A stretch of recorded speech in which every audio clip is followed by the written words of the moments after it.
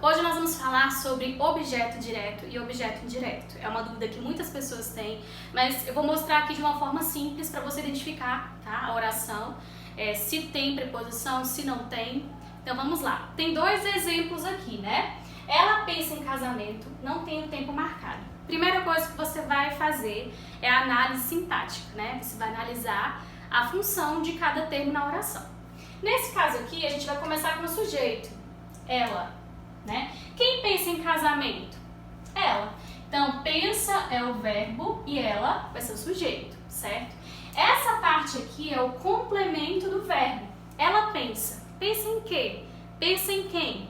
Então, esse complemento é chamado de objeto, tá? Na segunda, da mesma forma. Não tem o tempo marcado. Quem não tem tempo marcado?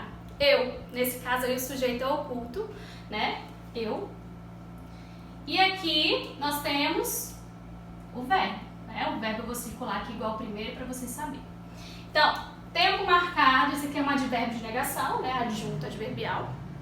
E o verbo transitivo. Por que verbo transitivo? Porque o verbo transitivo é aquele que precisa de um complemento, né? A gente sabe que o verbo ele pode ser autossuficiente, ele pode ter sentido completo, como morrer, viver, sair, né? Você já entende só através do verbo, né? Não precisa de complemento do verbo. Se eu quiser acrescentar, eu posso acrescentar.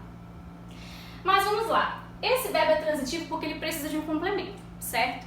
O que você vai observar para identificar se o objeto, se esse complemento que é chamado de objeto, esse aqui é objeto, ó, objeto, objeto.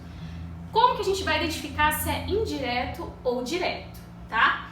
Primeira coisa, quando o verbo é transitivo direto, o objeto também é direto. Sempre vai combinar.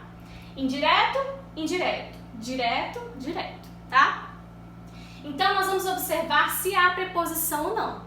Se tiver preposição ligando o verbo transitivo ao seu complemento, que é o objeto, esse objeto vai ser objeto indireto e o verbo vai ser verbo transitivo indireto.